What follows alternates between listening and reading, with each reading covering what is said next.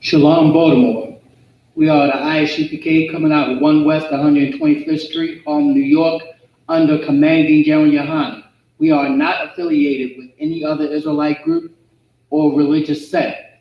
We are to teach our people of Negro, Indian, Hispanic descent who they really are according to the Bible and what's their role. But tonight's class is about brotherhood.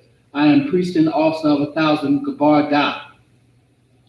And the first scripture we are going to talk about is 1 John 4 and 20. You have a lot of Old Testament Israelites saying F this, F that, after New Testament and whatnot. But it's like this. Moses prophesied about Christ in the Old Testament coming to the New Testament. That's why in the Bible you will always see as it is written. Because why? If it was mentioned in the Old Testament, it was mentioned in the New Testament. But this is about brotherhood tonight, and we are going to get some of the things that the Bible say about brotherhood.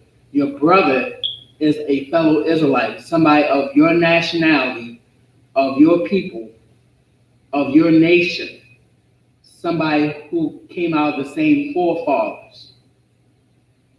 All Israelites come out of Jacob. But give me 1 John 4 and 20. 1 John chapter 4, verse 20. If a man say, I love God, and hateth his brother, he is a liar. It says, if a man say, I what? If a man say, I love God, and hateth his brother, he is a liar. If a man say, I love the Most High, and yet hateth his brother, he is a liar. This is the Most High telling you that if you saying that you love the Most High, you professing that you love the Most High, and yet you hate your brother, let me tell you this. According to the Bible, love is an action. The scriptures say love not in word, but in deed. So if you're going to show the Most High that you love him, you have to do it in action, which is keep the commandments. If you love your brother, but yet you say, if you love the Most High, but yet you say you love your brother, guess what? You're a liar, and not only a liar, but a hypocrite. Because why? You professing out your mouth, you love the Most High from one end to the other, but yet you got your eye evil towards your own brother, which can turn into murderous intent. So if you saying you love the Most High, but hate your brother, the Most High is saying you're a liar. Right. Go ahead. For he that loveth not his brother whom he hath seen. Stop. It says, for he that loveth not his brother who he hath seen. You seen your brother every day. You shaking hands with him. You giving him pounds. You giving him hugs. You see your brother every day. You chilling with him. You hanging out with him. Right. You going over his house seeing if he okay and whatnot. Go ahead. And you seen him and you hang with him. That means he's physically in front of your face that you seeing him every day. Go ahead. How can he love God who he hath not seen? How can you love the Most High who you have not seen? It says, looking upon the Most High face is death. So you ain't see the Most High face or the Most High, but yet you see your brother every day. You hanging with him, you chilling with him, you doing things with him. You up there basically showing him that love that a brother should, but yet you got your eye evil towards him. Come on now. You can't love the Most High who you profess with your mouth and yet you hate your brother. That means you're a liar. You're a hypocrite. You rather see your brother dead, but yet you claim you love the Most High. How evil you got to be to even do that? Hang out with this man only to plot to kill him, and yet you talk about all this time, oh, I love the Most High. I love the Most High. Stop being a hypocrite and a liar. And love that brother through your actions by showing him that you love him, that you care about him. When he's down, you pick that brother up. When that brother hurt, you make sure that brother got the proper counseling. When that brother needs something in his refrigerator, you make sure you go in your pocket or you give to that brother when he don't have. That's how you show him you love him. When that brother ain't got no shoes on his feet, you give him some out of your closet. Right. That's how you show that you love a brother. When a brother ain't got nothing, you make sure by all means that brother has something. Right. Because what? You got it to give him. And not out of pity, not out of not out of strife, but out of love for that brother, that you're gonna make sure that brother have no matter what, and that his family is taken care of if they need it. Right. Go ahead. And this commandment have we from him. And this commandment means this order. This is an order that was coming from the Most High in Christ to us, Israel. And this commandment that we have we from him, who the Most High. That's who the him is. Who's also the him? Yahushua, Christ. Go ahead. That he who loved God loved his brother also. That he who loved the Most High loved his brother also. So if you claiming that you love the Most High, you got to do what? You got to show an action. You got to do a deed to show that the Most High that you love him by what? Keeping his commandments, but also doing what? Loving your brother also. Love ain't strife. Love ain't hate for your brother. Love is showing you that you care for that brother by coming to his aid when he needs you and picking him up when he is down. That's what love is for your brother. And if you love the Most High say, do this commandment by loving your brother also. Christ is our Lord and Savior, but also, guess what? He's our brother. So for all these Old Testament Israelites, they're saying F Yahushua and F Christ, guess what? That means you hate the Most High and you hate Christ too. And guess what? By you up there loving the Old Testament, that means you have no place with Yahushua in the kingdom. Because why? You hate him. So if you deny Yahushua in front of your own brother, guess what? The Most High is going to deny you, because why? You denied your brother, Yahushua. Right. Go to Matthew 25 and 40. This is not a game. The Most High had asked a long time ago. The Bible asked a question. Is Christ divided? How you got so many religions and so many wannabe fake so-called Israelite groups, but yet there's only one Christ? That's showing you have not the truth. If it's not the Isupk, you are not in the truth. Go to Matthew 25 and 40. Matthew chapter 25, verse 40. And the king shall answer and say unto them. Stop. And the king shall answer and say unto them, the words and read is Christ talking. And who's our king? Yahushua HaMashiach, Jesus Christ in English. And it says, then the king, talk about Christ, shall say unto them, shall answer and say unto them, go ahead. Verily I say unto you. Verily meaning truly, for sure, I say unto you. So this is Christ not only talking to the disciples, but this is Christ talking to us right now. Go ahead. And as much as ye have done unto one of the least of these my brethren, ye have done it unto me. It says, inasmuch as you have done it to the least of my brethren. Talk about anybody from the 12 tribes. If you've done something for them, you do it unto Christ also. That's what Christ means. If you have done it in at least to one of my brothers, you have also done it unto me. Which means if you had Christ in front of your face, just like you got that brother in front of your face every day, when you feed him, when you clothe him, when you visit him if he was in jail, when you make sure he wasn't hungry, when you make sure that he had clothes on his back and shoes on his feet, when you tend to his family and make sure that he and his family or that brother is okay. So if you're going to do that for Christ and he's not in front of your face right now, you should be doing it to a brother who's in front of your face. Right. Go ahead. Ye have done it to me. It's like it says ye have done it to me. So if you want to do for Christ because he in front of your face, do for that brother also. Because you don't know whether that brother going to be here today and gone tomorrow. And guess what? The Most High in Christ is looking upon your actions, seeing whether you would do for that brother. The Most High always giving us a test, seeing whether you love that brother truthfully.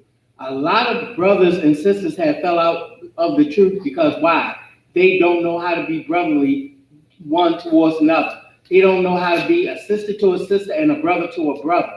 If you love them so much, do for them. Just as much as if Yahweh Shah was in front of your face, because the Most High is looking at your actions.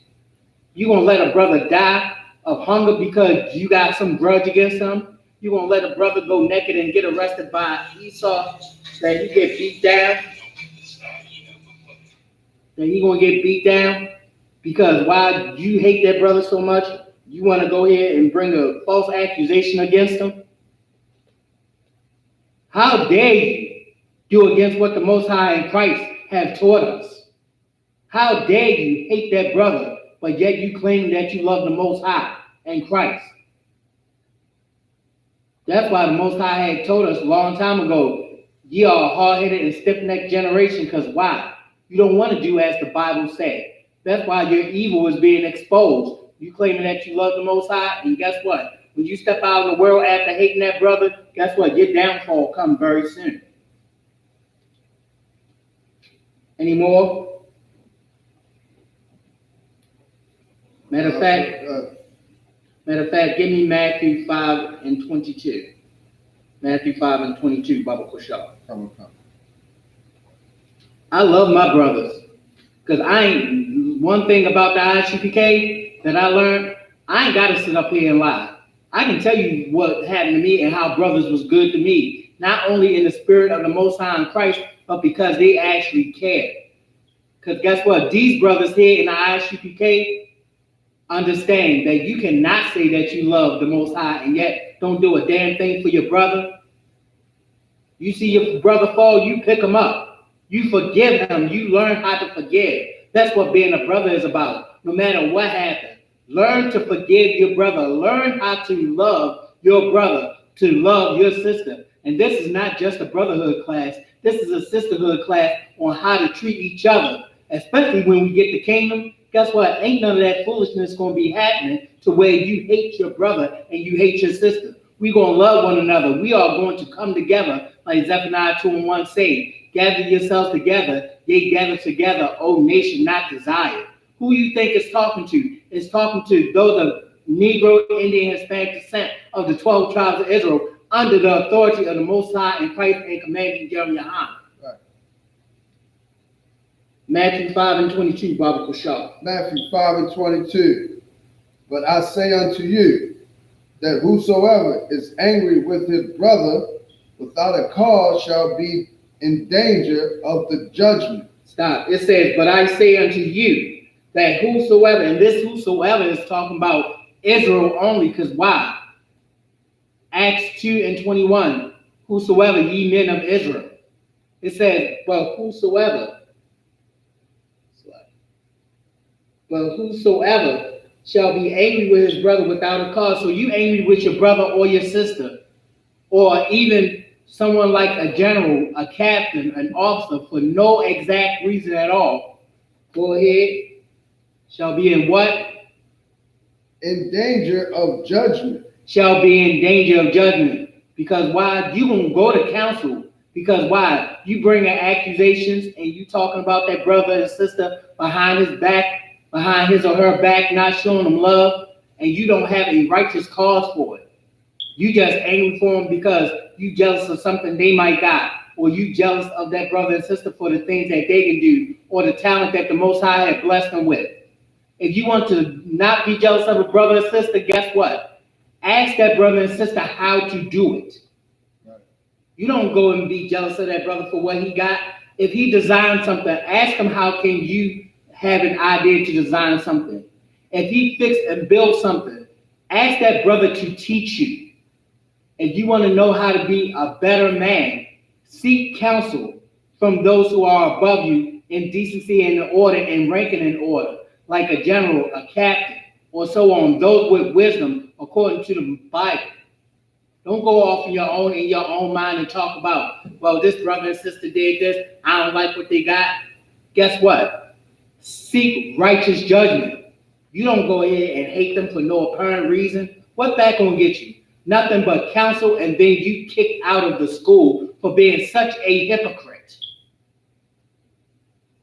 The Most High do not have room for hypocrite. The Most High in Christ says to do this, and that's that. Right. You want to know how Christ loved the disciples?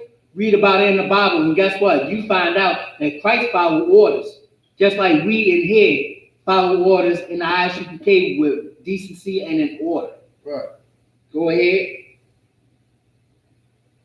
And whosoever shall say to his brother, Rakab, And whosoever shall say to his brother Rakab, meaning fool, you up there calling your brother a fool for no reason because he told you something right and you ain't want to listen to him, and you wanted to be hard-headed and stiff-necked, and you find out that what that brother told you later on was correct. Who's really looking like the fool? You don't want to follow orders? Guess what? You can't get kicked out. You don't want to do as the scriptures say? Guess what? The Most High will bring judgment upon you. You don't want to love your brother and sister as the Most High and Christ say? Guess what? You're going to have many trials and strife in your life because you don't want to adhere to the scriptures. Go ahead.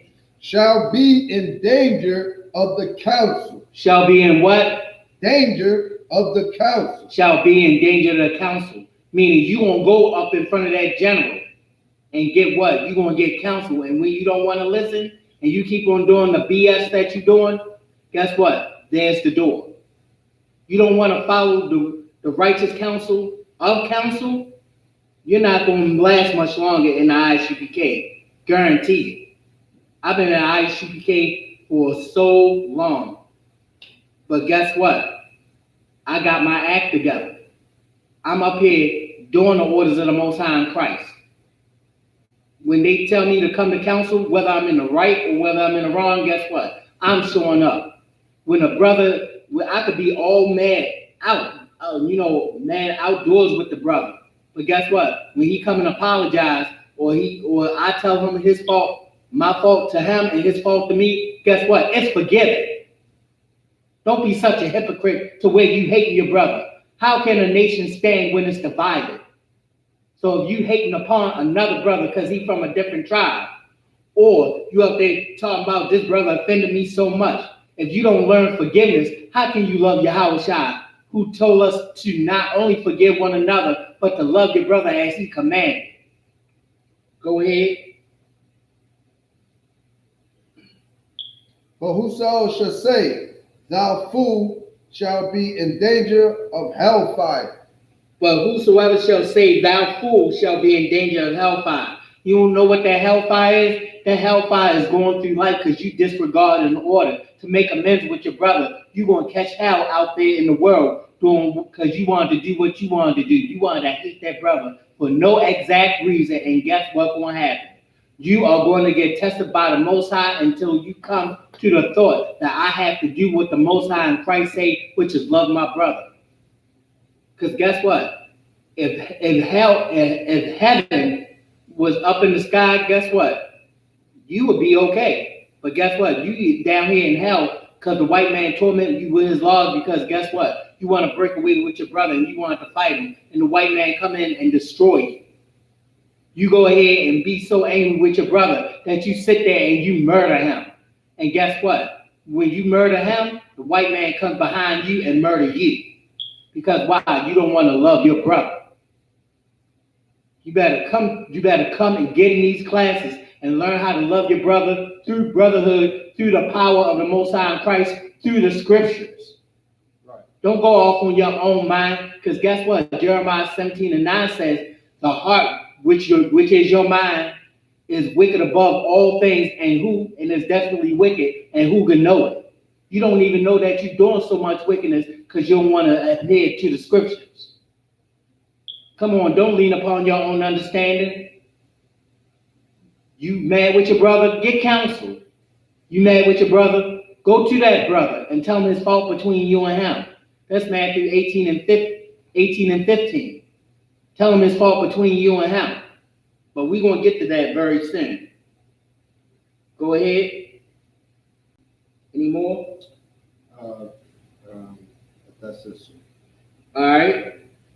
Give me Luke 6:31. It don't make no sense.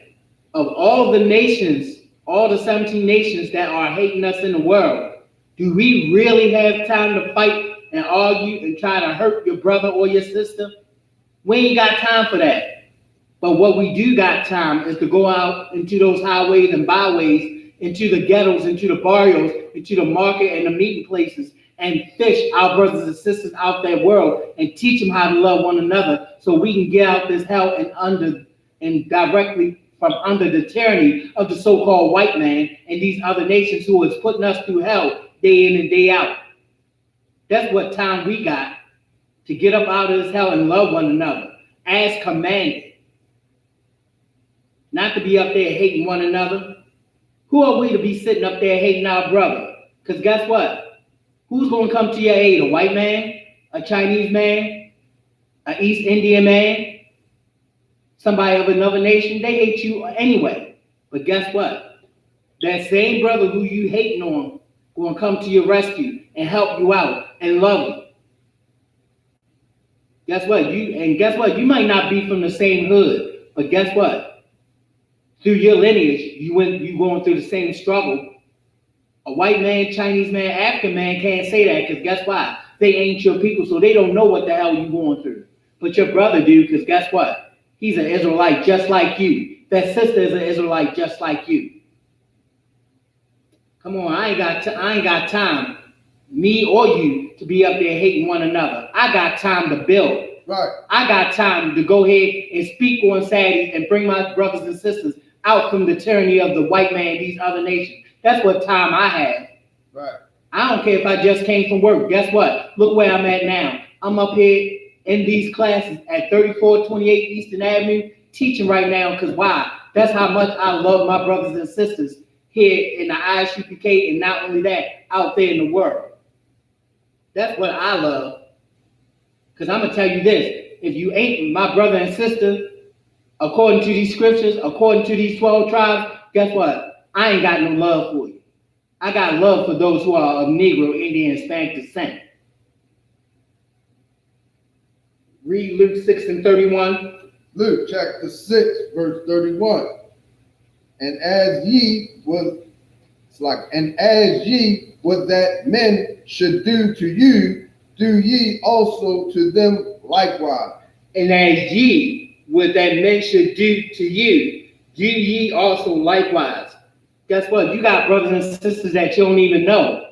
That when you can go to any state that the Isupk is in, and guess what? You'll get a meal. Right. If you're hungry. You'll get taught the correct things according to the Bible if you don't know. Right. You'll get the scriptures break down to you, something that the Christian church won't do, because guess what? The Christian church teach you to hate your brother and sister.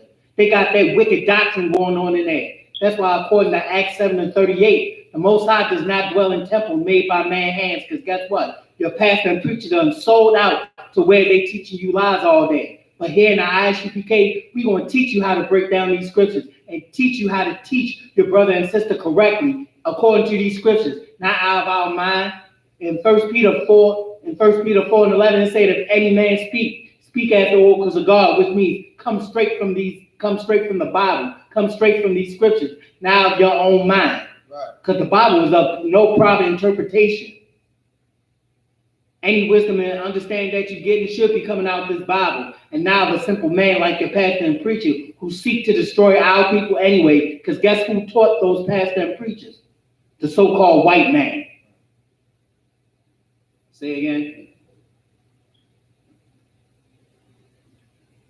Read it one more time. Luke 6 and 31, Baba Kushar. Luke 6, chapter 31. And as ye would that men should do to you, do ye also to them likewise. And as ye would that men should do to you, do ye also to them likewise.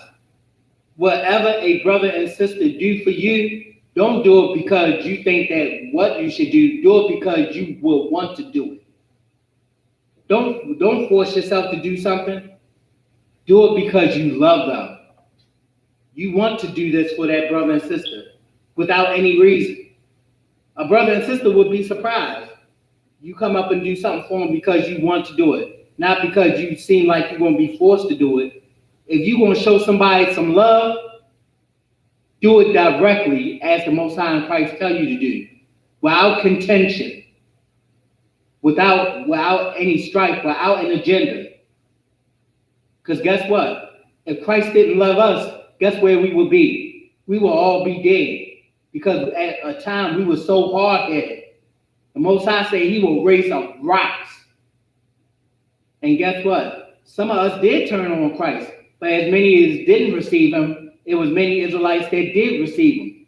And guess what? Christ showed that love by dying for us, making a new covenant with the house of Israel. That's in Jeremiah 31 and 31. That new covenant. Christ showed us that much love to where he was so brotherly that he died for the whole nation of Israel so that we could be saved from the Most High wrath because we were so hard-headed and not tended and keeping the commandments. These commandments that Christ gave us to love one another, that's the love that Christ has showed the whole nation of Israel. Any more on that?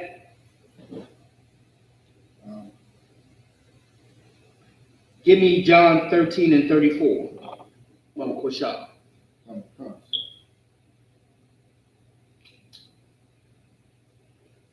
John 34. Come, John 13 and 34. John chapter 13, verse 34. A new commandment I give unto you. It says a new what? Commandment that I give unto you. Like it was told to you before, a commandment is a strict order. Just like you had the 10 commandments, it's more than 10 commandments. We have laws on everything. How to govern ourselves. We have moral, civil, dietary laws, ceremonial laws.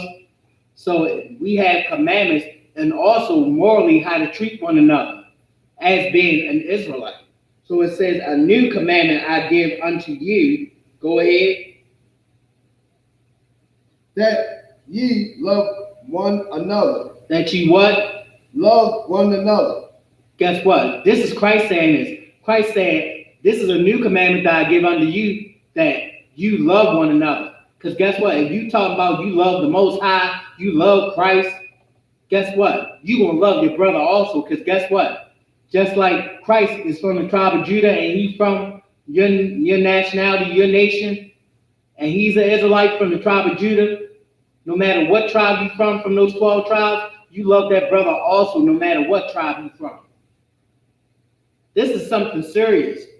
Why do you think we get murdered out in the street? Because we got no love for one another. Why are you thinking our women getting raped and robbed? Because guess what? We have no love for one another. But Christ said, I give you a new commandment, that ye love one another. So if you're going to love each other, and you do it correctly according to the scriptures, guess what? No rape or robbery. No hating your brother. No murderous thoughts towards your brother. No physical violence towards your brother. And guess what? You're going to be able to build, because guess what? That brother who is living, trying to love you back also, guess what? We're going to build a strong nation. And guess what? When we build a strong nation, we can get up out this hell. Christ ain't saying this for nothing. Christ ain't wasting his breath. Christ telling you the righteous thing to do according to the scriptures. Any more? Come. Go ahead. As I have loved you. As what? I have loved you. Christ said, this is a new commandment, that ye love one another as I have loved you. So if you going to love that brother just like you love Christ, you're going to love to do for that brother and that sister. Without strife, without argument, without contention, without hate, and in perfect love. Right. You want to be perfect just like Christ? Love your brother. Love your sister.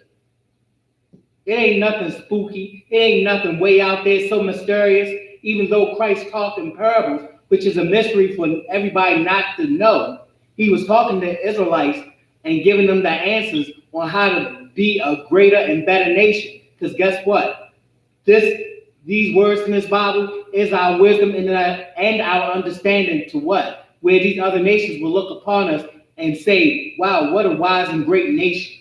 That's how we were. And that's how we can be again. But only if we love one another as Christ had commanded. Right.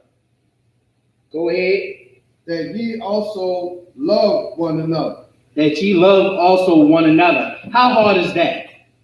It's not hard at all to love your brother, to love your sister, to do for them. Because guess what? Don't nobody wants to see you in trouble. Don't nobody wants to see you in jail. And guess what? Even if you do have a record and you do end up in jail, you got brothers that will come and visit you, that will come and love you, that will come and help you out, that will come to your aid. That's what being an Israelite is all about, which is us loving one another to be stronger for one another. Because guess what? When the so-called white man comes in between us and divide us, we become weak. We become unable to love one another. And that's all the white man wants, because he know the prophecies of this Bible just as well as we do. And if he keep us divided, hating one another, guess what's going to happen? He's going to totally destroy us. And that's against the Most High will that we be destroyed. We are the Most High chief joy above all things.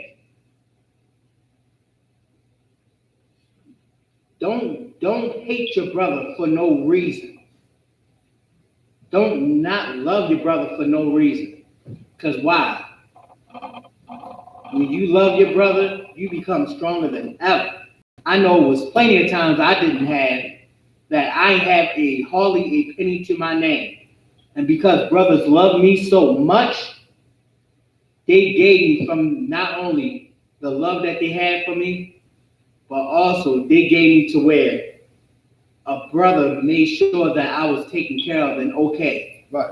I can go to DC right now, and there's not one brother out there that will help me. Those brothers would love me enough to help me. I can go to Norfolk, Virginia. I can go to California. Right. I can go to Delaware. I can go to the UK. I can go to the islands. And guess what? It's a brother there that will love me enough to see that I'm well taken care of. And when they come here to Baltimore, guess what? I'm going to make sure that I do my damnedest to love them and take care of them as they took care of me. Right. Don't be such a hypocrite like the church is doing. As soon as there's a brother offend you, guess what? I'm not like T.D. Jakes and who else? Jamal Bryant has said out their hypocritical ass, their hypocritical mouth, talking about if a brother offend you, give him the hand. Talk about I don't want to talk to that brother. How foolish are you? Right. That's why Jamal Bryant them ran to Atlanta to be a homosexual. Look at what happened to Eddie Long because he hated his brother, because he wanted to abuse those guys, sexual abuse them at that. He's 6 feet deep in the ground already. And guess what? Any other pastor and preacher out here that's taken upon a religious denomination, you are next. Because you teaching that same garbage as our slave owners had put against us during the Willie Lynch syndrome, during the Willie Lynch letters, teaching us how to hate one another. And that's where the pastor and preachers get their doctrine from. And because they teach men so, guess what? They are next to be 6 feet deep. Right. Any more? Matter of fact, go to verse 35. John 13 and 35. John chapter 13, verse 35. By this shall all men know that ye are my disciples. Christ said this, by this shall all men know, talk about all men of Israel, that all men shall know that ye are my disciples. But guess what? You have got to do this one thing in order for you to be a disciple of Christ, because you got to love, not in word, but in deed. So you got to show this action that Christ get ready to tell you. Go ahead. If ye have love one to another. If ye have what? Love one to another. This is how you know that you're one of Christ's disciples, is that if ye love one to another. Right. So that's what the deed is. That's what the action is, that you love one another as Christ has loved you. If Christ didn't love us, the Most High would have took us all out and destroyed us down to nothing. But because Christ had that brotherly love for us, He begged and pleaded the Most High to spare us. He begged and pleaded the Most High to be a savior to Israel. That's in Acts 5:31 and Romans 11:26. Matthew 1:21. But he shall save his people, talk about Christ. By what? He loved us so much that he put his life on the line for us. Don't let Christ's sacrifice be in vain by hating your brother. Right. Make it be noteworthy by loving one another as Christ commanded you to. Go to John 15:12.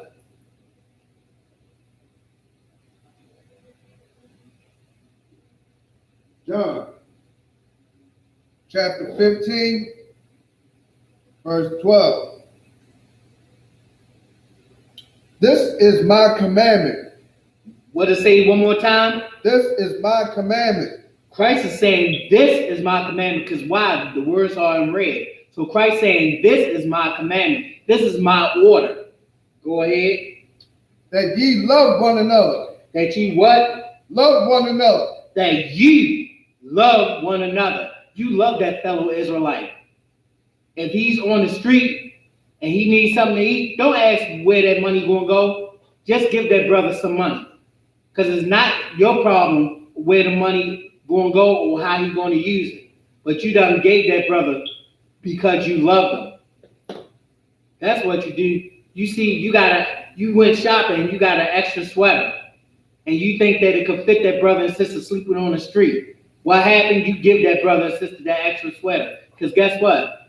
That brother that's sleeping on the street, he ain't got no needs like that. He don't have that needs. So what? You give him either the shirt that's in that bag or the shirt off your back. Because what? You love him. Right. You wearing the same size shoe as that brother because you asked him his shoe size and he walking the street with no shoes. Guess what? You either give him the ones on your feet or you give him the ones that you just bought. Right. Because guess what? You yourself can always get more. But that brother and sister on the street, you don't know whether that can be the first pair of shoes that he received or his last. So if you're going to love that brother, do for that brother or that sister. Make sure that they're taken care of. Make sure that the Most High see what you're doing in your deeds and not in just word. Because you can run your mouth all you want and say, I love this and love that. But without works, that faith that you claim that you love the Most High in Christ with is dead. Go ahead.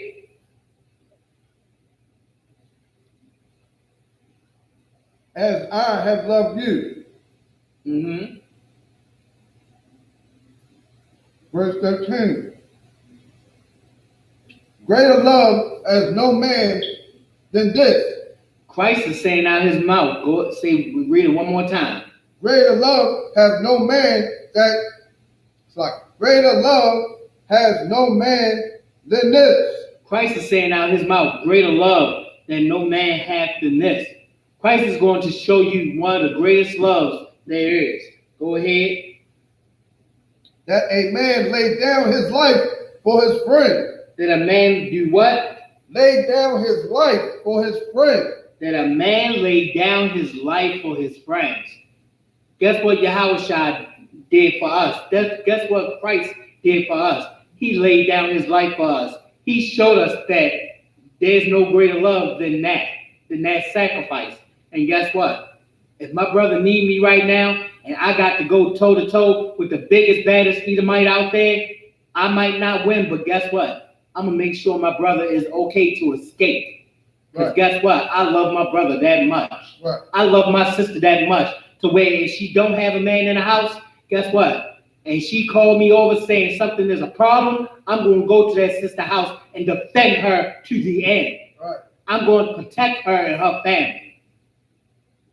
I'm going to lay down my life for my people of my nation. That's the love that I had. And that's the example that not only the Most High had let Christ show us, but as Commanding General Yohana has showed us also by that good and holy example, as Christ has showed us that no man had no greater love than to lay down his life for his friends, which is Salaki, which is your brethren, which is your brother, which is your sister. Any more? Go to 14, Baba Kashar. Baba Khan. Verse 14. Ye are my friends. What did Yahushua say? Ye are my friends. This is Christ talking. This is the words in red is Christ saying this. Ye are my what? Ye are my friends. Christ is saying, ye are my friends. Go ahead. If ye do whatsoever I have commanded you.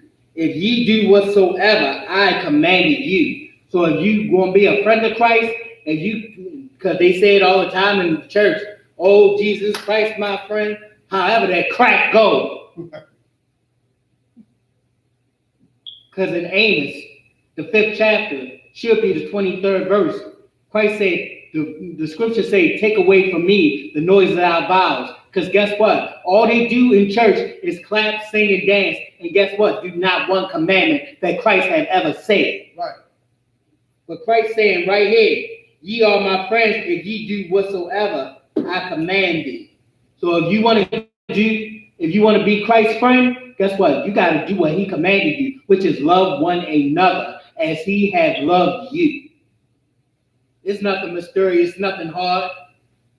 Guess what? You see a brother in trouble? Help him out.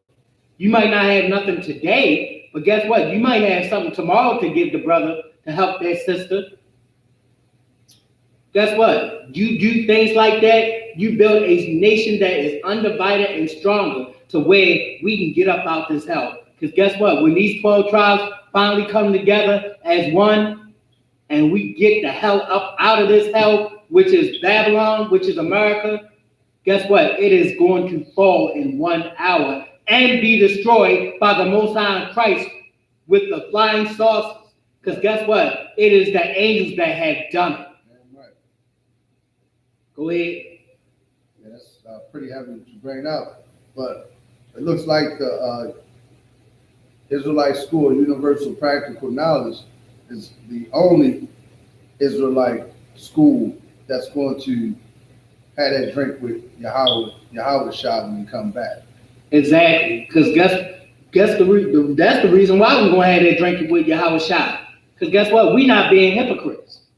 We're not out there saying one thing and then doing another. Right. We keeping our high holy days. Right. We teaching according to how the disciples have taught and have passed the knowledge down. We doing these law, statutes, and commandments, not only in the Old Testament, but the New Testament also. Without Christ, guess what? For all you Old Testament Israelites, without Christ, you have no salvation. Right. You are not going to be saved. And just like the scriptures say, how you going to love the Most High and then say you say you hate your brother? Right. Because guess what? Christ is your brother also. So guess what? You're a hypocrite. Right. Matter of fact, give me Mark 12 and 31.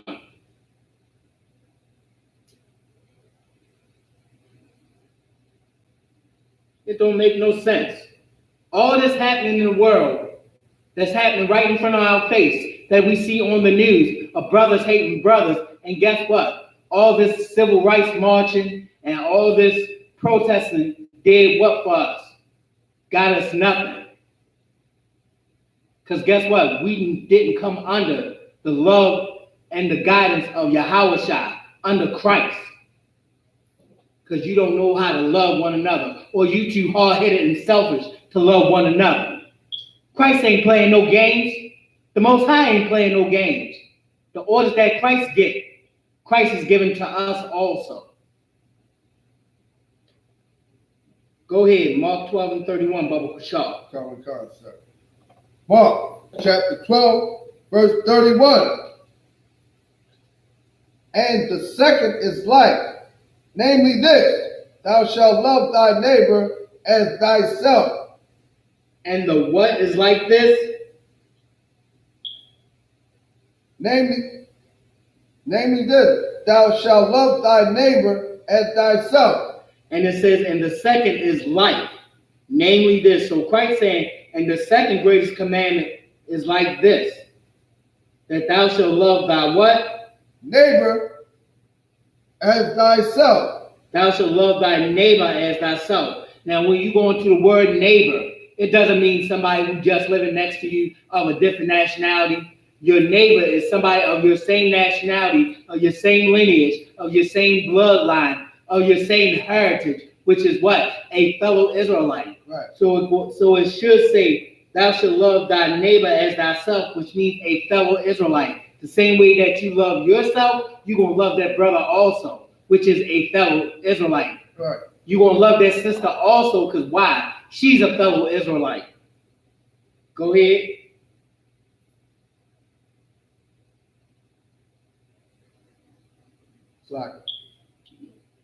There is none other commandment greater than this. Christ is saying there is none other commandment greater than this, that you love your neighbor, a fellow Israelite, as you love yourself. Right. Because guess what? Me and the Edomite ain't got nothing in common, so how I'm going to love him? And he's the one oppressing my people. Me and the East Indian ain't got nothing in common, and he don't live by me. But he run the stores in my neighborhood, so guess what? I cannot love him as I love myself. Right. Because guess what? We ain't got nothing in common. Especially an African. Mm-hmm. I cannot love an African because why? He pimping out my people anyway. Right. Talk about for 60 cents a day, you can feed a starving child in Africa. Bull crap. You can't even feed your own child off of 60 cents a day. Right. That's how they scamming us. But guess what? I can take that 60 cents and feed a fellow Israelite. Right. I can put that 60 cents in a fellow Israelite hand and have him eat a little bit, even if it's for a snack that day, so he won't go hungry for the rest of the night. Right. Why would I give it to somebody who hates me, who wants to oppress me? But guess what? I don't care what that fellow Israelite done to me, because when he in need, no matter how much he might dislike me or hate me, I am going to see that that fellow Israelite is well taken care of. Just like Christ had commanded me, just like how Yahweh had commanded Yahushua to do for not only the disciples, but for that brother who's over me and below me in rank that I need to take care of. I need to take care of my fellow Israelites, because guess what? When I couldn't take care of myself, those fellow Israelites went out on a limb to make sure that I was okay. It hurts and pains not only my mind and my heart to see a fellow Israelite destroy another Israelite, but the pain comes more deep when I see somebody of another nation who has nothing in common with me, who hates me, and not only hates me, but my people, my nation, to see them destroy my people. Guess what? I am going to do with every fiber of my being that these fellow Israelites, brothers and sisters, are taken care of. Right. Time check. 7:58. 7:58. Time. All right. We're gonna go on some more things.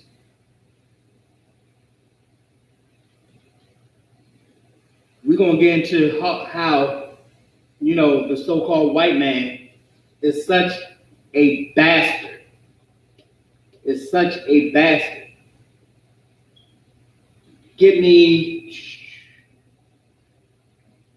Let's go into some color, because the Christian church played too entirely much. They want to talk about they don't know what Christ looked like. They don't know what the disciples look like. The Bible tells you what they look like. It's no mystery. It's no mystery to what the disciples in Christ look like. And that's the biggest hurdle and stumbling block that's in the Bible. Right. Because guess what? When a Chinese man thinks of Buddha, what does he look like? He look like a Chinese man, right? Fat Chinese. A fat, disgusting Chinese man at that. When you think of an Arab, he thinking of who?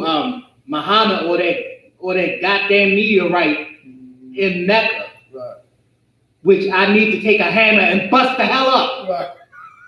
I was like, I do. I need to take a hammer and bust the hell out of that false idol that's in Mecca. Because why? It is an eyesore. Right. And then you got so many germs on it from kissing it. Mm.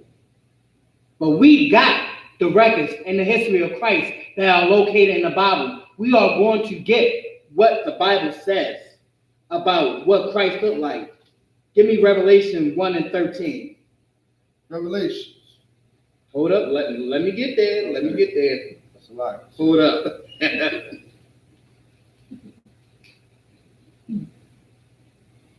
Matter of fact, before you give Revelation 1 and 13, give me 1 John 5 and 10. Give me 1 John 5 and 10. Because there ain't no mystery what Christ looked like, but you got all those naysayers running their mouth. Guess what? The Bible has a description of Christ. Right. The Bible has the history of Christ. Right. The Bible has that Joseph and Mary came together and had sex and had a son named Christ. Right. Ain't no angel come down here and perform no goddamn immaculate conception. Joseph and Mary had sex. Get it through your head. Because how did you get here? Through sex between your mother and your father, whether they together or not. Give me 1 John 5 and 10. 1 John chapter 5, verse 10. He that believeth on the Son of God has a witness in himself. It says, he that believeth on the Son of God hath the witness in himself. So the witnesses talk about you reading these scriptures and taking note that what the Bible's saying is true. Right. That's how you become a witness. You saying that these prophecies of the Bible is unfolding in front of your face. Go ahead. He that believeth not God has made him a liar. It says, he that believeth not what? And God made him a liar. He that believeth not God had made him a liar. So if you don't believe in the prophecy of these Bibles coming true, guess what? God say you're a liar, because guess what? It's not, this will didn't come by in old time by man. This came because of the will of the Most High that these things happen. And then right now, in this time, right now, and even back then, are unfolding in front of your face. So guess what? When you talk about slavery didn't happen, look at Deuteronomy 28 and 68. Guess what? Those slave ships had taken our people over here to America, to Babylon, to be what? Bondmen and bondwomen. Right. That's prophecy that you cannot overturn whether you believe and whether you don't believe. Because guess what? The scriptures say in Romans 3 and 3, what if some did not believe? Shall the faith of God come without effect? Which means shall these prophecies and scriptures not happen? God forbid. Yeah, they happen. But read on back in 1 John 5 and 10. Come, start from the top. Slacky. 1 John 5 and 10. He that believeth on the Son of God has the witness in himself. He that believeth on the Son of God hath the witness in himself. So if you read in the Bible, you know that the Bible is true, because guess what?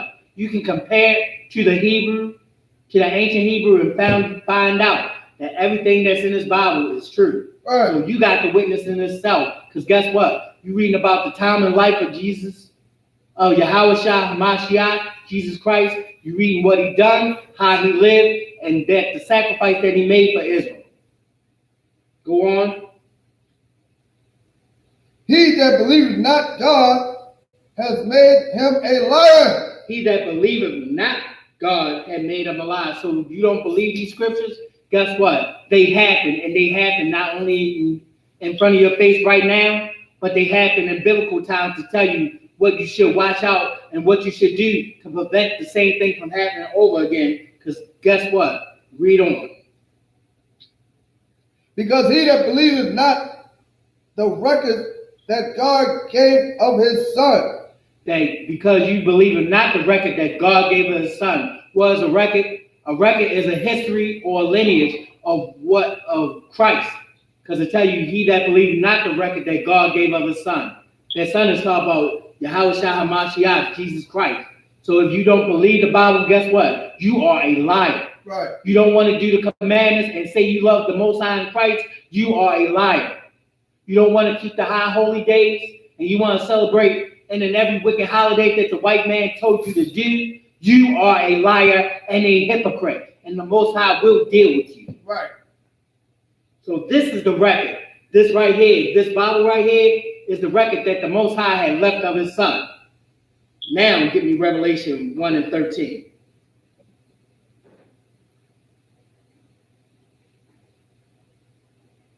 We're going to get you the record out of the Bible of what Christ looked like according to the Bible. Revelation 1 and 1, read. Revelation 1 and 1, sir. Mm-hmm. Revelation chapter 1, verse 1. The revelation of Jesus Christ. It says the revelation of what? Jesus Christ. It says of Jesus Christ. The root word of revelation means to reveal. And who is revealing? It says the revelation of Jesus Christ. So it's going to reveal to you something about Jesus Christ. And what it's going to reveal? What he actually looked like. Go to Revelation 1 and 13. Revelation chapter 1, verse 13. And in the midst of the 7 candlesticks, one like unto the Son of Man. And it says, and in the midst of the 7 candlesticks, one like unto the Son of Man. The 7 candlesticks was the 7 schools set up in Asia Minor by Christ and the disciples. And it say one like unto what? The Son of Man. One like unto the Son of Man. And the Son of Man is a title that was given to Jesus Christ. Read on.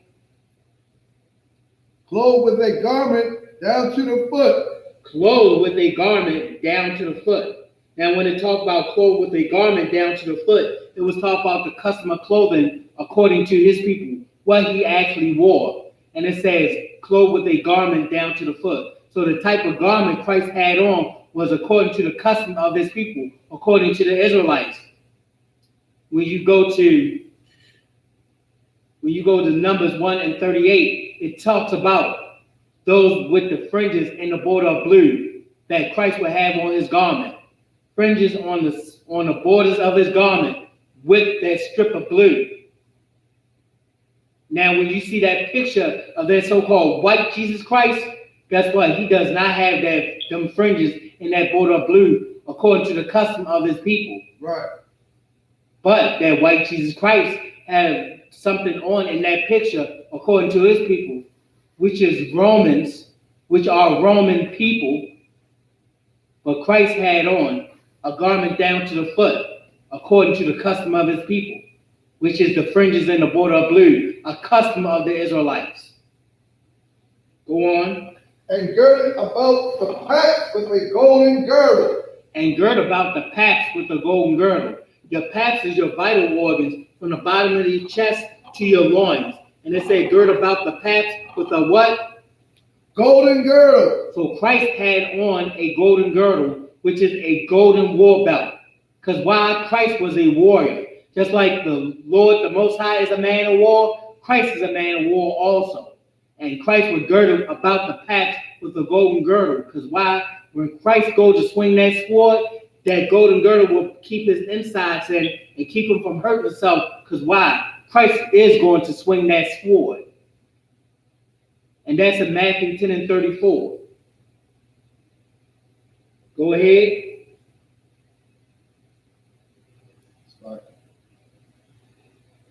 And his head and his hairs were white like wool. And his head and his hairs were white like wool. Now we get some description of Christ. Not only did we get what he was wearing, but we are going to see what Christ looked like. And it said, and his head and his hairs were white like wool. Meaning a hair on Christ, on the top of Christ's head, and his hairs, which is old Quaker English for whiskers or beard, were white like wool. Now it gave you a texture and a color. White in color, woolly in texture. And who has that woolly texture? A black man. A black man had that texture.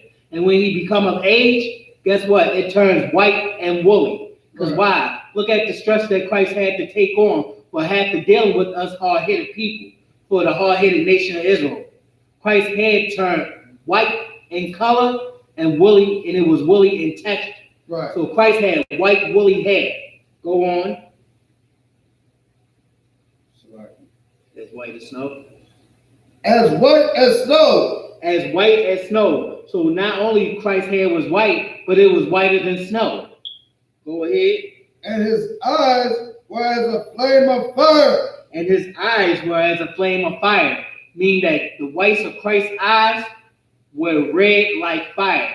When you give a black man some strong drink or some hardcore liquor, what color does the whites of his eyes turn? They turn red. Because why? Black people, Hispanic people, and Native Indian people love to drink wine, love to have strong drink. And when we get a little too much of it, guess what? The whites of our eyes turn red. Almost like they would be bloodshot. But it says, and his eyes were as a flame of fire, showing you how red they really were. Because Christ partook of wine. Christ drank wine, not only for infirmities of half the dealing with us hard-headed people and correcting us according to the spirit and the scriptures of the Most High in Christ, but guess what? He loved the fruit of the vine, which is the great wine. So Christ drank wine. The Pharisees and the Sadducees wanted to come up against Christ so much that they start dragging his name through the mud, calling him a drunkard, a wine bibber. Because why? Christ on many occasions partook of wine. So that's also showing the Christian church and the Baptist church or any other religious church that drinking is not illegal and it's not against the law. So Christ drank wine, and do you think that you're better than Christ? So why can't you drink it? If it was good enough for Christ, it's good enough for me. Right. Go ahead. And his feet like unto fine brass. Now it's getting you the description of the color of Christ's skin. And it said, and his feet like unto what? Fine brass. And his feet like unto fine brass. Now, if you pull a penny out your pocket, it says, and his feet like unto fine brass. Brass is the derivative of brown. So Christ today, if he was brown, would be considered a what? A black man. Right. Go ahead. As if they burn in a furnace. As if they what? Burn in a furnace. So if you that penny that you just took out of your pocket and you burn it, and it was like under fine brass, and you burn that brass, what color would it be? It would be black. You take anything and burn it. You take this pen, you take this incense burner, and you burn it. What color would it be? It would be black. Right. So it's telling you that Christ was a very dark-skinned man, right. That he was a Negro, that he was a nigger, or that he was a black man. And guess what? He would never be a white man, because what? The Bible is giving you his description right here. Go ahead.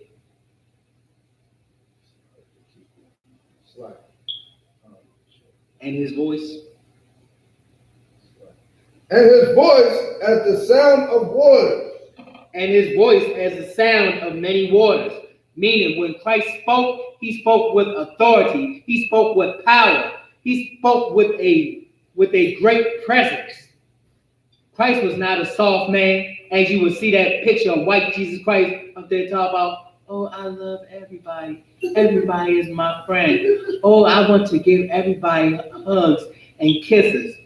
Christ said, act right or get stretched out. Right.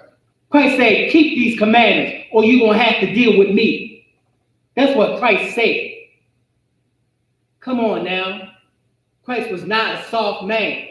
The scriptures even say, for I fear thee, austere man. That's what Peter told Christ. Because guess what? Christ was rough looking. Christ was mean looking. If you would see Christ on the street, you would cross the whole entire street just to get out of his way. That's what Christ was. Christ was not a soft looking cat. Christ was so rough that it looked like he was about to chop you up. Is that it on that? Common concept. All right. Now we got that out of the New Testament of what Christ looked like. Say again. Speak up. Oh. Speak up. I can't hear you. You want to switch? Okay, come on up. Yeah. Now we get ready to bring up priest and officer 500, not to Zol. Most High in Christ. Right. I know it was going there for a minute, but why? I couldn't stop. So you bring some heavy stuff out to it, so I got to piggyback where you was off there because, you know. Hey, I know if I can do it, you can do it. So ain't no thing about it. You're a professional. No, you are. Go ahead. Yeah, get that brother a hand out there and utilize the cake. That was some powerful stuff. And yes, that's how Christ is coming back. You know, he's a black man. You know, everybody trying to, represent the Jewish man and all that out there. They got the Holocaust going on. I mean, people get mad about the Holocaust, but everybody don't know that Jesus is a black man and who he coming for and how he coming back. I was gonna go off the brotherhood, but you was bringing that up. I gotta go to Acts chapter 1 verse 9. You get it. Because a lot of people don't know, even still today, that Jesus is a black man. And he died for blacks, Hispanics, and Native American Indians. You know what I'm saying? Over 2,000 years ago. And guess what? He's coming back a black man. He's coming back, He's not coming back no white man. He's coming back just the way he is. It's a certain way he left. It's a certain way he coming back. And it's in the Bible. And we're going to get it out. Acts 1 and 9. Come. Acts chapter 1, verse 9. Got it. Since we on, color of Christ, let's see how he coming back. Let's see our big brother. This is our big brother. This is the brotherhood class, but this is our big brother. You know what I mean? Jesus Christ. Yahweh Shah in Hebrew. You know what I'm saying? Yahweh Shah Mashiach. This is how he coming back. Go ahead. Acts 1 and 9. And when he had spoken these things, while they beheld, he was taken up, and a cloud received him out of their sight. And a what? And a cloud received him out of their sight. A cloud received Jesus Christ out of their sight. Now, what is this cloud? This cloud is a UFO. Repeatedly, it's all about clouds. You got to think about it. 2,000, 5,000 years ago, it was only supposed to be a bird in the sky or clouds. They call these great clouds, okay? But this is a cloud that received Christ. A cloud. It was a cloud. He didn't go, they got him floating up in a, just in the sun. No, this is a cloud that received him. You understand? This is how our big brother, Christ, is coming back. Go ahead. Verse 10. And while they looked steadfastly toward heaven as he went up, behold, two men stood by them in white apparel. Two what? Two men stood by them in white apparel. Let me ask you this. Why don't we ever show two men that received Christ on any other program that they showed Christ, anything? They showing two men in this cloud to receive Christ. Guess what? It was two men in a, what's it called? The bay of the UFO receiving Christ. He's getting beamed up. Okay, Christ is getting beat. Look. You can say scientific. This is how it is. The government know Okay? That's right. Donald Trump is preparing for Christ to come back right now. He got a outer space military that he's developing right now. They know they seen Christ. If they didn't see Christ, they seen his angels. They see him board their ships. Go ahead. It's called the Star Wars Space Program. The Star Wars Space Program. Look it up. It's on YouTube. Look up Ronald Reagan Star Wars Space Program. He will show you that he was scared. He had to have a conference with the whole world about if we get invaded by another. Guess who he's talking about? Christ.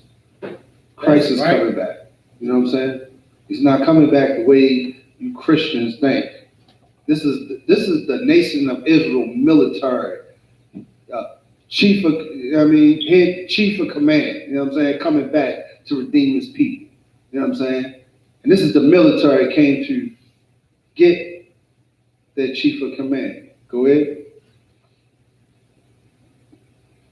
Which also said, ye men of Galilee.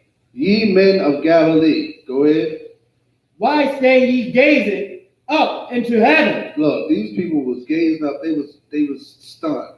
They was at awe. They seen their king get rose up into the spaceship, and they seen two men receiving Christ, and they were just like staring like, what the world is going on? Okay? Go ahead. This is what these two men said when they received Christ. This same Jesus, which is taken up from you into heaven, go ahead, shall so come in like manner as ye have seen him go into heaven. There you go. So guess what? When our king come back, it's going to be a big cloud. But we know it ain't a cloud. Look, this is 2019. It's not going to be a cloud for us. We're going to know it as an alien invasion, a UFO. Okay? And you're going to see a black man come out of that. And all the wars going to, matter of fact, drop that. You know, since we're on Christ, I love this subject right here. Let me get Psalms chapter 68, verse 17. Okay? Let's get some more how Christ is coming back. Look, he's not coming back with, candy canes and presents and, kisses for everybody, He's not coming to love everybody. Our king is a man of war. You understand? Our brother is a man of war. Our brother is coming back to save all the blacks, Hispanics, and Native Americans. Our brother is coming to save us for people mocking, our northern tribe brothers mocking, getting killed with their child in their shirt. You know what I'm saying? I seen a disturbing photo the other day with a lady saying, it said she had a poster saying caution, and had the brother and his daughter that died trying to get over, get across, and smile. Like, that is the most wickedest thing. And I cannot wait for Christ to come back and demolish those people. This is our brother, and this is how he's coming back. He's not coming back no other way. Go ahead, read. Psalm 68 and 17. Go ahead. The chariots of God. The what? The chariots of God. What is the chariots of God? The chariots of God is the flying saucers. Okay? Terrible. Look, this is the black, this is the Israel, this is the Israelite or School of Practical Knowledge under Commanding General Army. This is their vehicles of war. This is our war machines. This is what God, Christ, has for us. This is how he's going to redeem us. You think the military got stealth bombers? You know what I'm saying? You think the military got all types of, we got the most horrific machines of war in the whole galaxy. United States can't even get past Mars. They still trying to get to Mars. These vehicles go in and out the universe. These vehicles go and see the Most High. You understand? Go ahead. They can't even get past the moon. They can't even get past the moon. How are you going to battle? Look, these vehicles go on the sun. Fuel on the sun, they probably walk around on, look.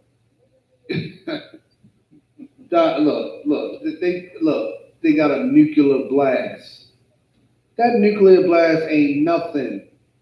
Nothing. It won't even phase them. You think that ships can't handle that? Yeah. That ships could run into meteorites and blow them up.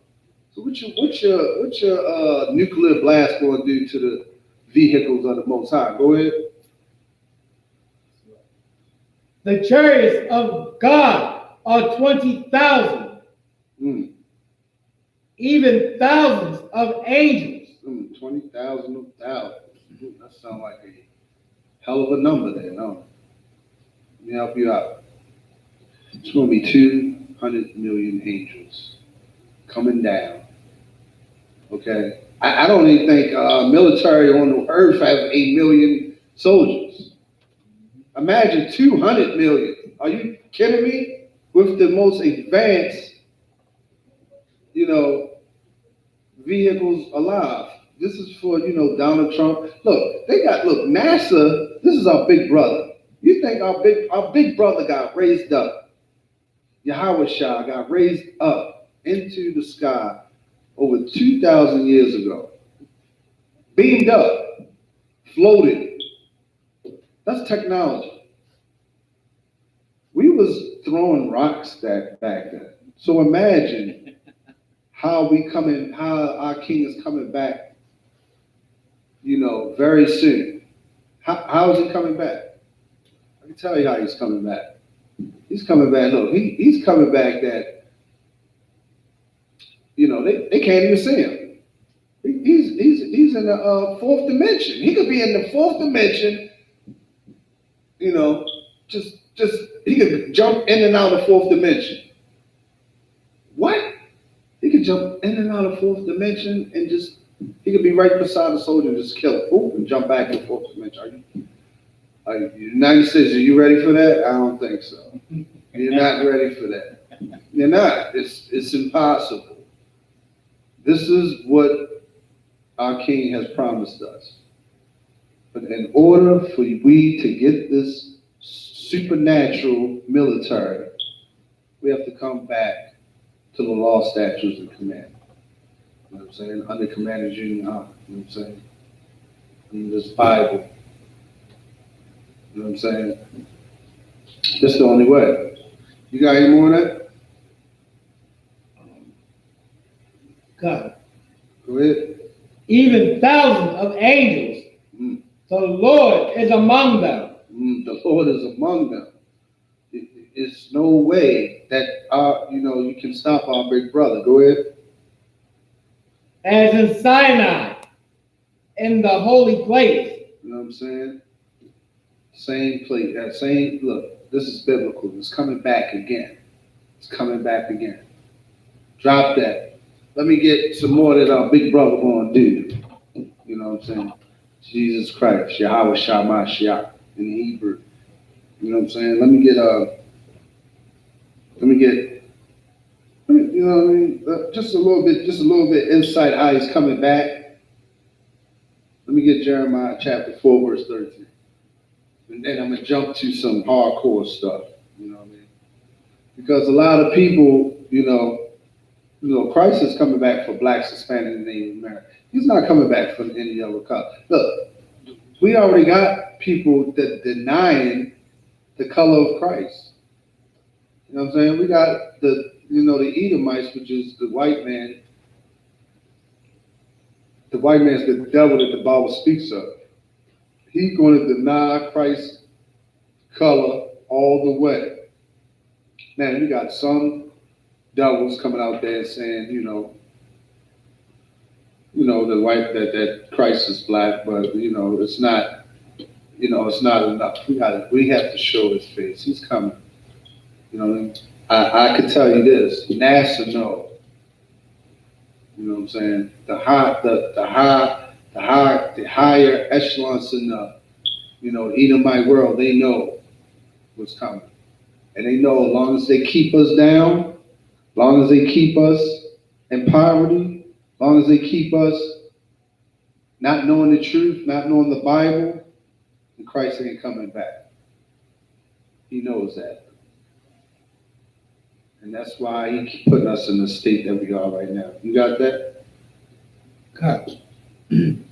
Read. Jeremiah 4:13. Behold, he shall come up as clouds. You know what I'm saying? He come up, he's coming back. And it just said the same way, I just read it, the same way Christ is leaving, that's the way he coming back. You know what I'm saying? That's the way he's coming back. Go ahead. And his chariots. And his what? And his chariots. And his what? And his chariots. And his chariots, those flying saucers. Go ahead. Shall be as a whirlwind. Now look, the first thing the white man gonna think is a chariot with horses and stuff. Okay, so how's the horses coming back as a whirlwind? But you know that was a whirlwind. You could go on YouTube right now and see over the ocean chariots going over the ocean and making a whirlwind with water. They got proof for this. Okay, this is what the chariots are. This is Christ. This is his military. Look, the U.S. military can't even travel. They can't even do nothing. Look, they just go wherever they want to go. They do whatever they want to do. They're waiting. They look. They going here. Look, some of the angels are around us. Look, they park their vehicle in the clouds, beam down. They go as high as they want to. Whereas it ain't nothing to bump into it. You know what I mean? If it do, they got some. Look, it's technology. Ain't nobody gonna hit it. And they can beam down here and be a bum in the street. That's why you got to be wise for you entertain angels on the way. Be wise when you entertain, because that bum that come up to you, the squeegee boy, or whatever, at the gas station by himself, and ask for 50 cents, a quarter, and you say, go get a job, you might be entertaining an angel of the Lord. You might be, look, and he's taking notes, you know what I'm saying? You might be talking to a lieutenant of the Lord, you know what I'm saying? You know what I mean? Be good to your brother, you know what I'm saying? Be good to your brother, because you don't know if you're entertaining angels. We are a highly advanced race of people, and we got a highly advanced military that the world have not known. You understand? You got that? Got some more on that? Come on. Go ahead. His horses are swifter than eagles. Look, the horses are swifter than eagles. What is his horse? This is chariots. They're swifter than eagles. They can go up, down, side, back, forward, stop in the middle, and don't have to go nowhere. They can still stop right there. You know what I'm saying? Go ahead. Woe unto us. What? Woe unto us. Destruction unto us. Go ahead. For we are spoiled. You know what I'm saying? It's going to be, that's a terrible, terrible thing when Christ comes back. You know what I'm saying? Look, it's so terrible that when Christ comes back, he's coming to get his elect, which is the men of the Israelite School of Universal Practical Knowledge. And he's going to collect us. And he's going to put us in the chambers, which is in, the chambers is in the UFO. And he ain't going to want us to see what we going to, in 1 hour to, the world. It's going to take 1 hour for our king, our big brother, to do what he needs to do to redeem us. You know what I'm saying? Let's just see what he's going to do when he come back. You know what I mean?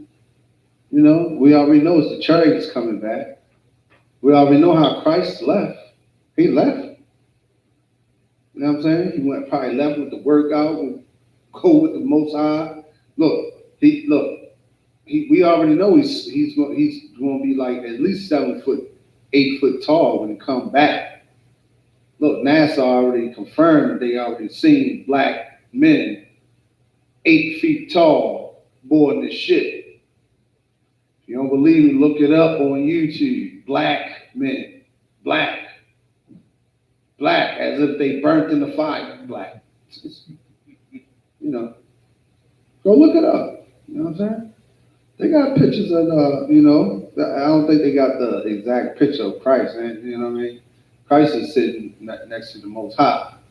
Those are the angels going to and fro in the earth, giving reports to how wicked some of these Christian churches is. You know what I'm saying? They sit up there reporting to the Most High saying, Lord, Yahweh, can we please? Not yet. You know what I'm saying? But this is a future prophecy that's going to happen. Our king, our brother, is going to come back. Let me get Revelations 19:12. You know what I'm saying? We got a big brother. This is the brotherhood class. But we got a big brother that the military don't even really understand what's going to happen to him. You know what I'm saying? I ain't surprised if the FBI already pull up some of the Israelite brothers and say, did we ever meet this tall guy that's out of space? No, we might have. We don't know. There's only one man that could. That's another story. You know what I mean? I ain't gonna throw out, false witness, but if one man could meet one of the angels, there's only one man on this earth that can get a direct order. And that's Commander Jimmy Hunt. You know what I'm saying? You got that? Go ahead. Revelation 19:12. Go ahead. His eyes were as a flame of fire. Look, this is the same guy that was in Revelation, chapter 1, verse 13. This is our king. Go ahead. And on his head were many crowns. Look, what? Were many crowns. Man, where you get those crowns from? You know what I'm saying? I know. Okay, go ahead. I know you wanted to tell. Go ahead. He took them from the kings of the earth. Damn right. He destroyed them. He destroyed them. Look, he took these crowns from Donald Trump, Vladimir Putin, who else? That Iraqi that's bucking with the United States. Look, all the high, and look, the Rothschilds. You know what I'm saying? All that. Christ has come back to get up. Look, the Rothschilds definitely going to get it first. They probably get it first. You know what I'm saying? Because they probably descendants of somebody that, look, Christ is coming back. He's coming back, and he's going after Edom. And he's coming back real hard. Go ahead. And he had a name written that no man knew. Look, he had it written that no man knew. That what? But he himself. Go ahead. And he was clothed with a vesture dipped in blood. Ooh. Hold up. Can we go back to after crowns? And it said what?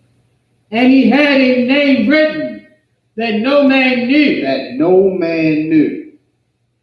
And you can go up to any rabbi, you could go up to any white man and ask him the true name of Christ, and he will not know it.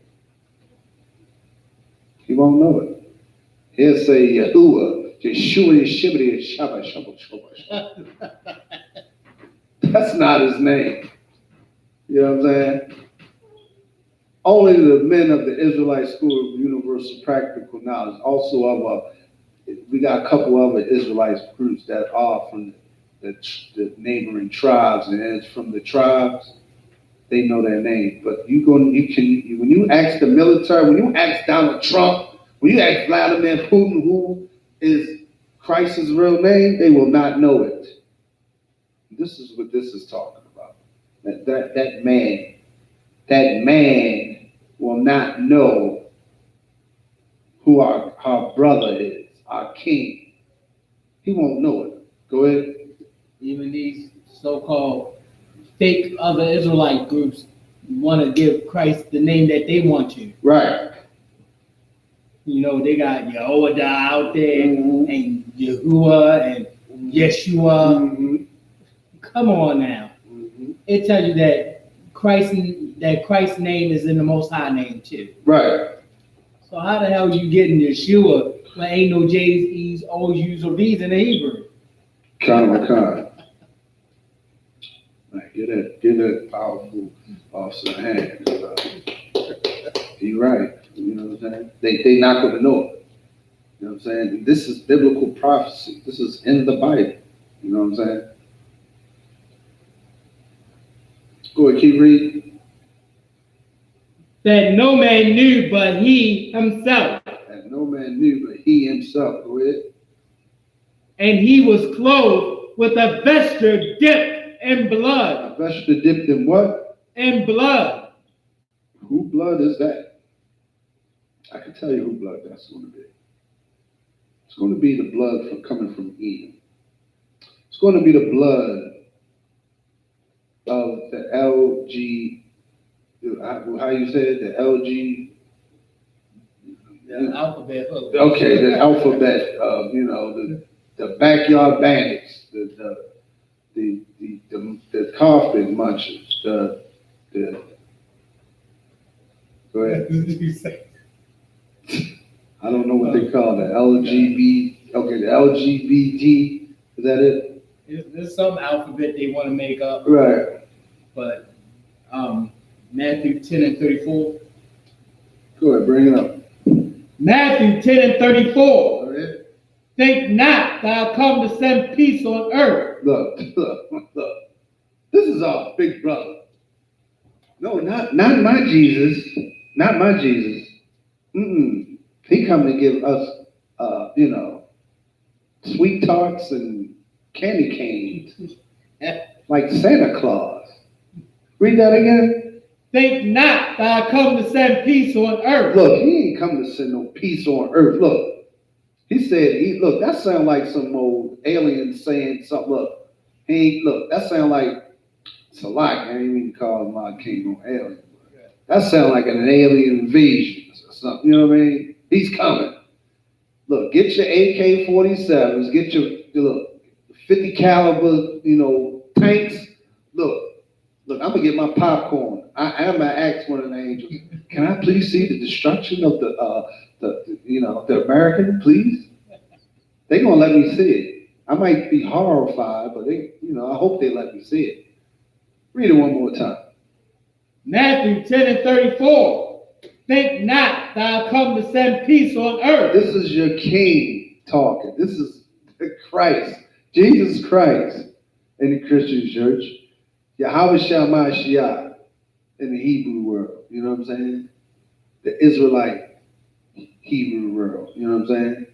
This is our king. He's saying he came not for peace on earth. He's not coming for peace, not coming to, look. I mean, how cut dry can you get? I mean, why the Christian church ain't never talk? Why is T.D. Jakes never talk about this? Why, Creflo Dollar? Look, Creflo Dollar, he's going to get it 10 times for. Ooh, good night. You know what I'm saying? You got something to say, sir? You want to keep rolling? I got something after this too. Okay, go ahead. I came not to send peace, but a sword. But a what? But a sword. Can I ask you people out there, what do a sword do? This is Christ. Like, y'all going to church and, singing gospel music. Instead of learning the word. You're being taught by a motivational speaker. You know what the motivational speaker is? To get the money out your pocket. That is not a brother. That is not a brother. Let me tell you what a brother does. When he get that money from that paying, that sister that need her bills paid, he pays it. That brother that need his teeth fixed, he pays for that. Those people that need, shelter, he gives them a house. This is what Commander General Yohanan does for the people of the Israelite School Universal Practical Knowledge. You cannot find a better leader than that. That's right. You know what I'm saying? You can't do it. He's ordained by the Most High Self to lead this nation that we got. You know what I'm saying? We can't find a more better man. We can't. And we will defend him to the death. You understand? You got some more on that? Live, but Luke 19 and 27. 19, go ahead. Go ahead. Luke 19 and 27. Where? But those mine enemies. But those what? But those mine enemies. But those my enemies. Who's his enemies? I know who. Okay. Go ahead. Go ahead, sir. Esau and the other nations. Damn right. Esau and the other nations. That's all the enemies, okay? Look, your enemy, look, when the Bible talk about enemies, it's not talking about, what y'all think they're talking about, ghouls and goblins? You think it's talking about the devil and, whatever comes out the earth? Are you kidding me? Go ahead. Oh no, Satan in perfect order. That's proven by Job, the 2nd chapter. You know what I'm saying? Satan is God's number one. I mean, he's not number one, but he's a high-ranking brother. Okay. Yes, the devil is black, by the way. You know what I'm saying? He's a high-ranking brother that deceives people. You know what I mean, and reports to Christ daily. Okay. He does his job very well. Okay. Go ahead, read on. But those mine enemies, which would not that I should reign over them, bring hither and slay them before me. Do what? Bring hither and slay them before me. Guess who is this that said that? Not my Jesus. Not my Jesus. Look, listen. He just told you he here for peace. He's not here for peace on earth. He came with a sword. And guess what? He got brothers right behind him in the Israelite School, Universal Practical Knowledge. You know what I'm saying?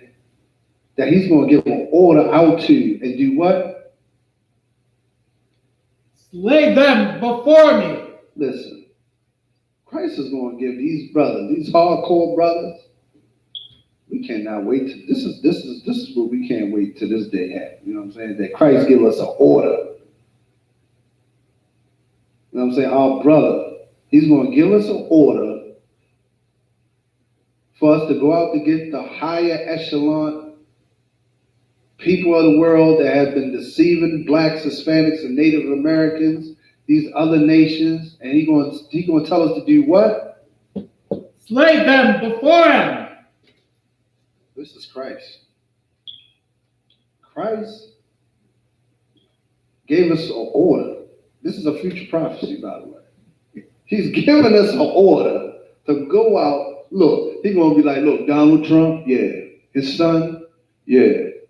Go get him. We're going to kidnap him. We're going to get him. You know what I'm saying? We're going to go out and get him. There's going to be thousands of people protecting him. Look, we ain't losing one soldier. But we don't kill about 50,000 of them. And we only got like 20 of us. And we're going to bring them back. And we're going to have to slay him before the Most High. Slakin. Yahweh Mashiach, which is Jesus Christ. He want to see us do that. Now, I'm not saying to go out and, do anything like that. This is only when Christ, these are future prophecies when Christ come back. This is nothing more than that. This is what's going to happen in the near future. This is what the Bible, look, these ain't my words. These are words of the King James Version. Bible. Go ahead, sir.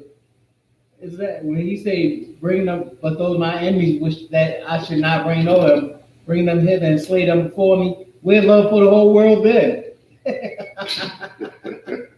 Where's the love? Right, where's the love at? You know what I'm saying? I want to see that lady in that big hat see one of these brothers cut her head off in front of Christ and say, that's your Jesus. That's him. That's him right there on that throne. Yeah. And we're going to do it again and again and again and again and again. You know what I'm saying? Because this is our future military. This is the fate of the United States. This is the fate for all those brothers that got hung on a tree. This is the fate of the people that hung brothers on a tree, that shot brothers in the street with no weapon and no sense of life for over thousands. You know what I mean? This ain't just happened in 1969. It's been happening since Christ died. It's been happening since Christ died. And our big brother going to come back and redeem us. He's going to redeem us. You know, people ain't thinking that we a piece of crap, but they don't know that we have the most wonderful God in the whole universe, and he only had a certain people that he loved. He only had He only had a certain people that he loved. He only had a certain people that he, that he gave this whole earth to. And there's a certain people that did not respect that and did not respect his children. Those people got to be put in slavery, and most of them got to be put to death. It's just fair. It's just fair. And we, once we come back to the law, statutes, and commandment, that's just going to be our rightful, award. You know what I'm saying? That's going to be our reward that the Most High give us. It's in blood. It ain't in candies and kisses. It's in blood. That's how it's going to be, and that's how it is. You know what I'm saying? That's what this world is revolved around.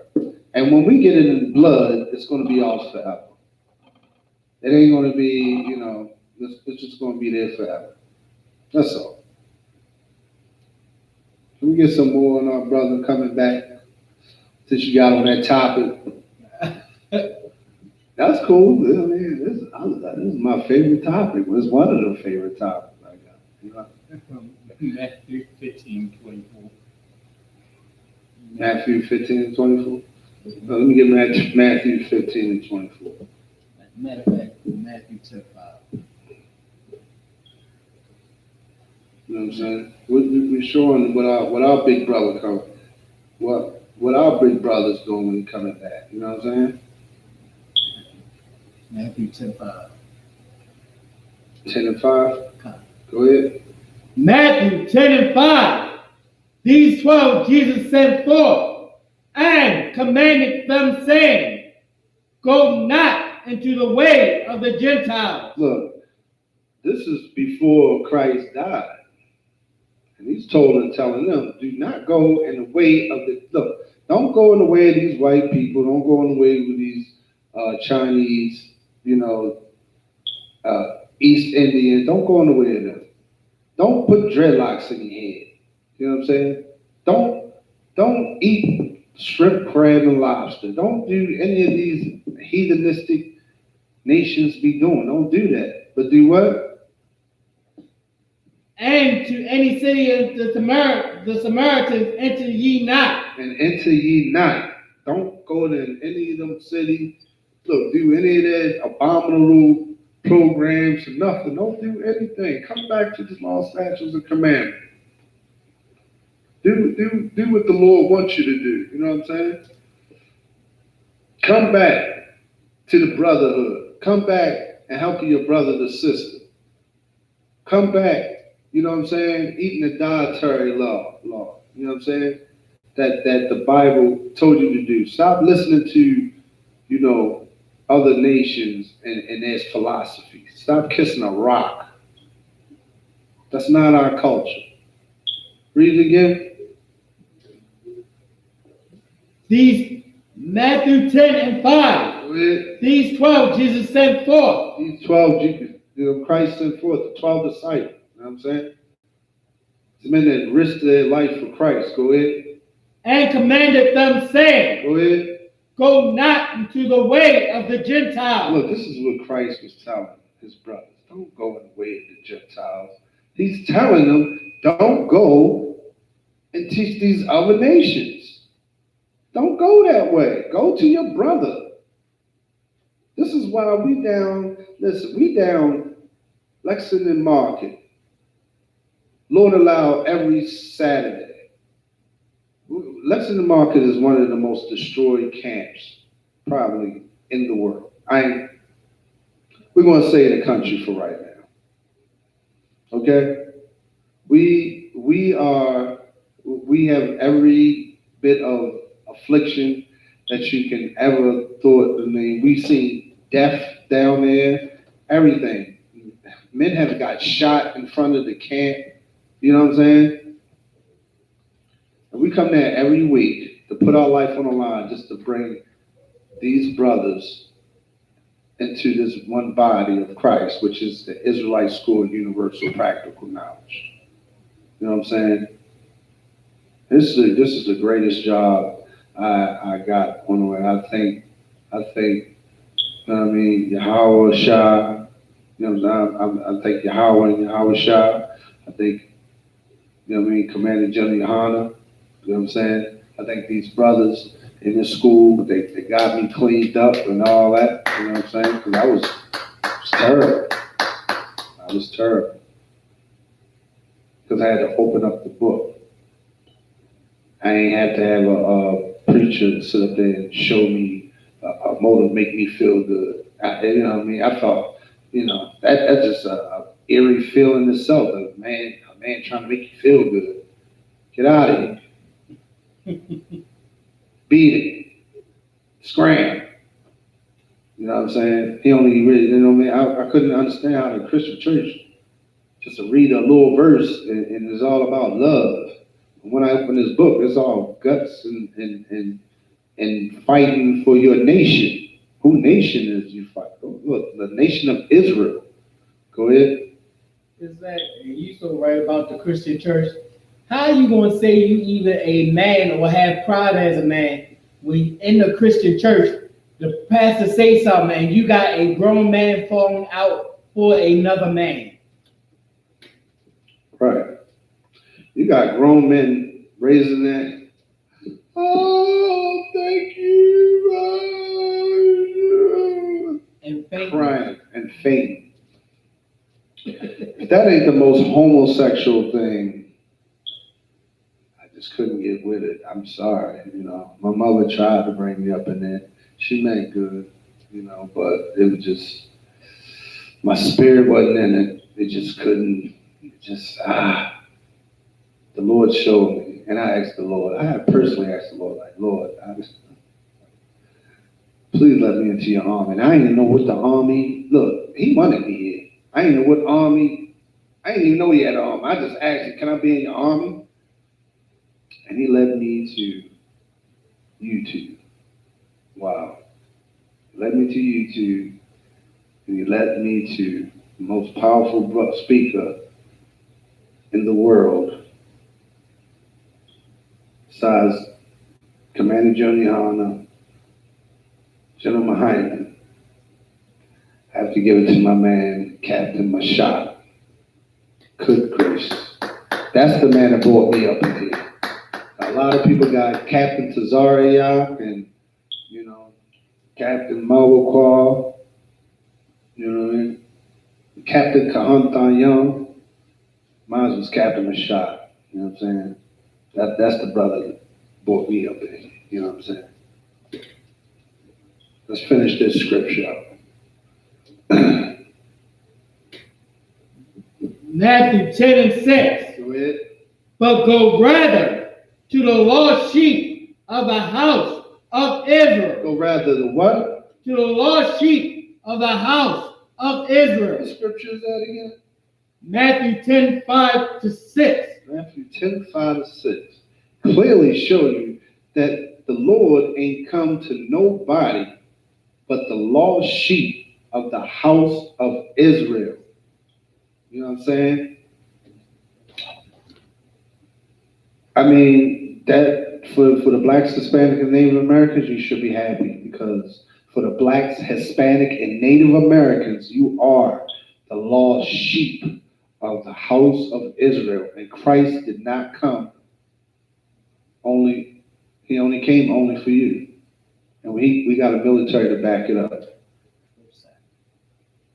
Verse 7. Verse 7. Go ahead, read it. Matthew 10 and 7. Matthew 10 and 7. Go ahead. And as ye go, preach, saying, the kingdom of heaven is at hand. The kingdom of heaven is at hand. All we have to do is be patient.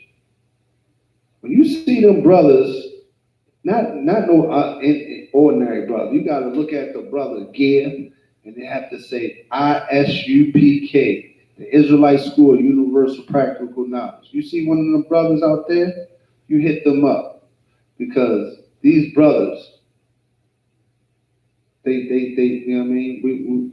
We waiting for the kingdom at hand, and we are the elect. We are the one body. We are one West. What you think one West is for? It's just not a coincidence. We one West. We're the first, and we're going to be the last. You understand? And with that, we are the Israelite School of Universal Practical Knowledge, coming out of One West, 125th Street, Harlem, New York, under Commander Jimmy Yohana. We've been here since 1969. I repeat, 1969. Here telling you the truth, that the blacks, Hispanics, and Native American are the true biblical Jews of the Bible. And the white man is the devil that the Bible speaks of. And the other nations is going to be our handmaids and slaves. And with that, I'm going to pass the class over to priest and officer of 1,000 Kabbalah.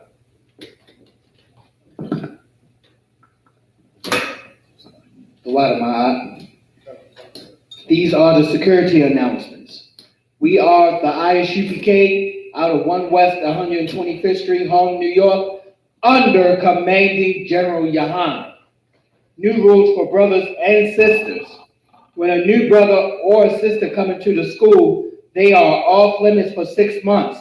They are to be saluted only. They are here to share themselves of the world after 6 months.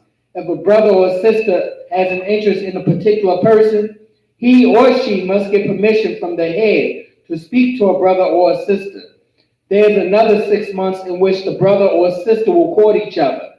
After this 6-month period, the brother or sister will get permission from the head to marry. This is called the 6-month to 1 year rule. Stick to protocol, no breaking the rules, or you will end up in council, and harsh counsel at that. Tithes, which is a commandment. You can find this in Numbers 18:21 and Malachi 3 and 8 to 10. Means tenth in the Hebrew and is pronounced ma'ashera. 10% of every penny of every increase the Lord gives you, give to the Treasury Department or a teacher. Priest fund, free will offering for priests, not mandatory. Whatsoever amount you would like to give.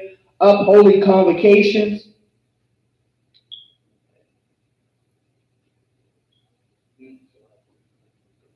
July 25th, the cookout in Chicago.